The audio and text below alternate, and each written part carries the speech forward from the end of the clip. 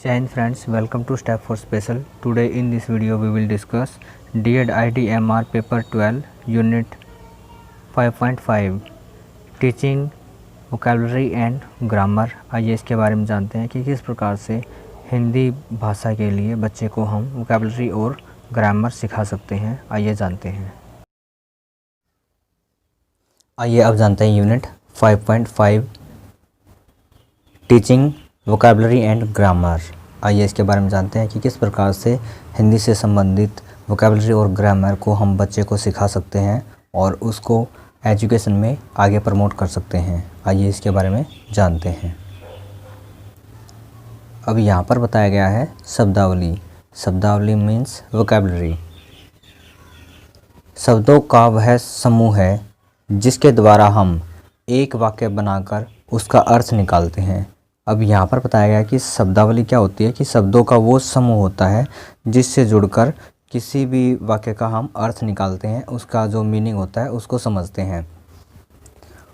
ये यहाँ पर बताया गया है कि शब्दावली जो वोकैबुलरी होती है उसमें बहुत सारे वर्डों का समूह होता है जिसको हम अपनी आवश्यकता के अनुसार सर्च करके यूज़ कर सकते हैं, उसका अर्थ पता लगा सकते हैं।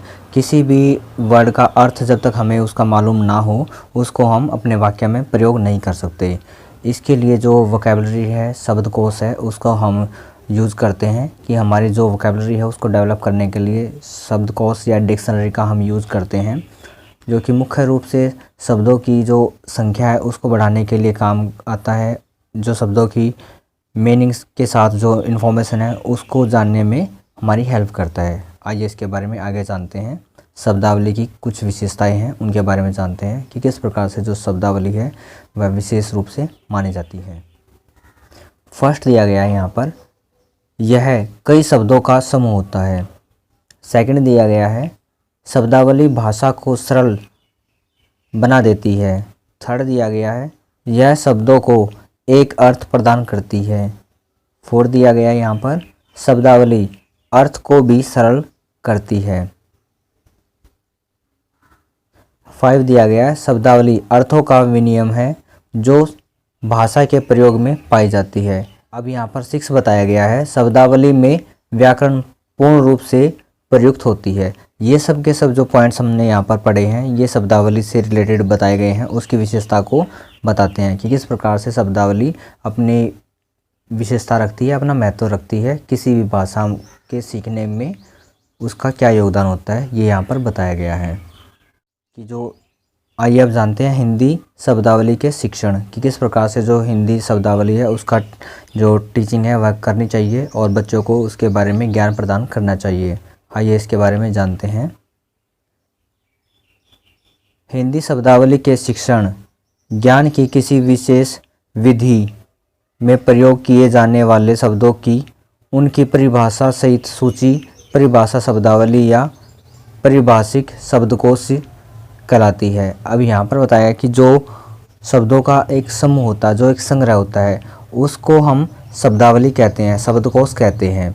कि शब्दकोश क्या होता है, शब्दकोश को हम इंग्लिश में डिक्शनरी बोलते हैं। डिक्शनरी से हम सभी समझ जाते हैं कि जब बहुत सारे शब्दों का एक निश्चित स्थान पर एक नोटबुक में हम संग्रह करते हैं, उनको हम लिख लेते हैं, राइट डाउन कर लेते हैं, तो वहाँ पर वो एक शब्दकोश के रूप में जाना जाता है।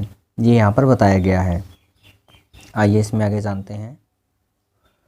उदाहरण के लिए गणित के अध्ययन में आने वाले शब्दों एवं उनकी परिभाषाओं को गणित की परिभाषिक शब्दावली कहते हैं। अब जो यहाँ पर एक एग्जांपल दिया गया है कि गणित के दौरान जो भी हम फॉर्मूलाज, जो भी हम वर्ड्स यूज़ करते हैं वह उसकी गणित की जो शब्दावली है उसके नाम से जानी जाती है।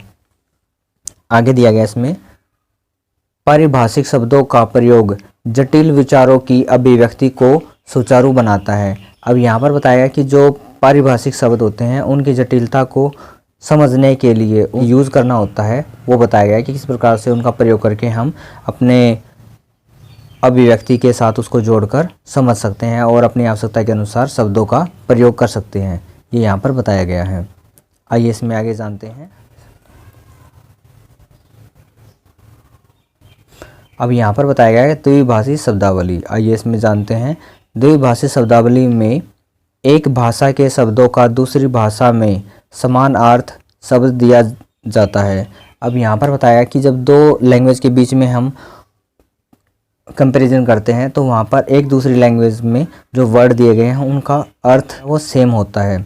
जैसे संस्कृत में हम पढ़ते हैं कुकुर और हिंदी में पढ़ते हैं कुत्ता।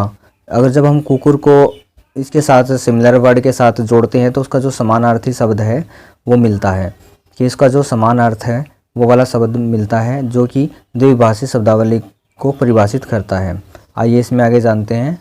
अर्थों की दृष्टि से किसी भाषा की शब्दावली को दो प्रकार की होती है। अब यहाँ पर बताया कि जो अर्थ है, मीनिंग है, उसके बेसिस पर किसी भी लैंग्वेज की जो शब्दावली है या शब्दकोश है या डिक्शनरी है वह दो प्रकार का होता है, सामान्य शब्दावली और परिभाषित शब्दावली। ये यहाँ पर दोनों प्रकार के नाम बताए गए हैं। फर्स्ट बताया गया इसमें सामान्य शब्दावली, सेकंड बताया गया शब्दावली कि जो एक सामान्य उसका वर्ड का मतलब होता है वो, और एक फिर जो उसको एक्सप्लेनेशन करने में यूज़ किया जाता है वो वाला वर्ड। आइए इसमें आगे जानते हैं। ऐसे शब्द जो किसी विशेष ज्ञान के क्षेत्र में एक निश्चित अर्थ में प्रयुक्त होते हैं वह पारिभाषिक शब्द होते हैं। अब यहाँ पर जो पारिभाषिक शब्द है उसके बारे में बताया गया है कि ऐसे शब्द जो विशेष ज्ञान के क्षेत्र में प्रयुक्त होते हैं, जहाँ पर उनका विशेष अर्थ निकलता है, वहाँ पर उनको पारिभाषिक शब्द कहते हैं। और यहाँ पर बताया गया है सामान्य शब्द के बारे में। आइए इसके बारे में जानते हैं। जो शब्द एक निश्चित अर्थ में प्रयुक्त न होते वह सामान्य शब्द होते हैं, कि जो शब्द होते हैं वह एक निश्चित फिक्स अर्थ के लिए प्रयोग नहीं होते, वह कॉमनली यूज़ कर लिए जाते हैं अलग अलग सेंटेंस में, अलग अलग वाक्य में अपनी आवश्यकता के अनुसार, तो उनको क्या बोलते हैं, सामान्य शब्द बोलते हैं। ये यहाँ पर बताया गया है। आइए इसमें आगे जानते हैं। पारिभाषिक शब्द वह होता है जिसका प्रयोग किसी विशेष अर्थ में संकेत रूप में होता है। पारिभाषिक शब्द ऐसे शब्दों को कहते हैं जो सामान्य व्यवहार की भाषा के शब्द न होकर भौतिक, रसायन, प्राणी विज्ञान, दर्शन शास्त्र, गणित, इंजीनियरिंग, विधि, वाणिज्य, अर्थशास्त्र, मनोविज्ञान, भूगोल इत्यादि सब्जेक्टों के एक्सप्लेनेशन में उनका वर्णन करने के लिए यूज़ किए जाते हैं। ये यहाँ पर कुछ विषय दिए गए हैं जिनके अंदर बहुत ही यूनिक वर्ड होते हैं, वो यूज़ किए जाते हैं। उन यूनिक वर्ड को हम पारिभाषिक शब्द कहते हैं, जो कि विशेष रूप से उनके लिए ही तैयार किए जाते हैं। और वहाँ पर जो उनका थ्योरम होती है या फिर उनके जो फॉर्मूलाज होते हैं, जो एरिया वगैरह होता है, उन सब चीज़ों को निकालने के लिए या फिर किसी स्पेसिफिक नाम या टर्म को याद करने के लिए उन वर्डों का यूज़ किया जाता है, जो कि पारिभाषिक शब्द के नाम से जाने जाते हैं। ये यहाँ पर बताया गया है। आगे इसमें दिया गया है आदि ज्ञान विज्ञान के विभिन्न क्षेत्रों में विशिष्ट शब्द होते हैं। अब यहाँ पर बताया है कि जो ज्ञान विज्ञान के अलग एरियाज़ हैं, डिपार्टमेंट्स हैं, उनके बारे में भी बताया गया है कि वहाँ पर अनेक प्रकार के जो विशिष्ट शब्द होते हैं वो यूज़ किए जाते हैं। विशिष्ट मतलब क्या होता है, जो मुख्य रूप से विशेष हों, कि वो बस उसी चीज़ के लिए यूज़ किए जाते हैं। ये यहाँ पर बताया गया है।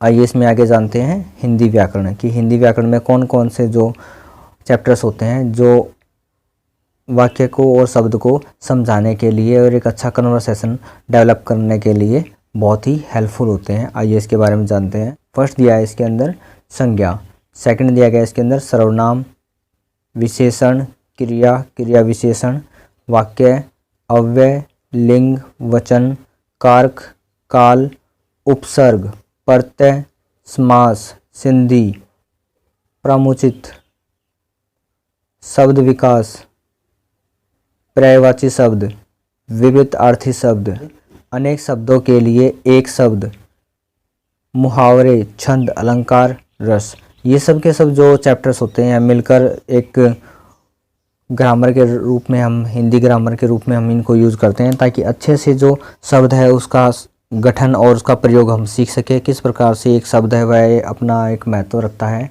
इन सभी महत्व को जानकर उनकी आवश्यकता के अनुसार प्रयोग करके हम जो लैंग्वेज है उसका अच्छे से ज्ञान प्राप्त कर सकते हैं। ये यहाँ पर बताया गया है।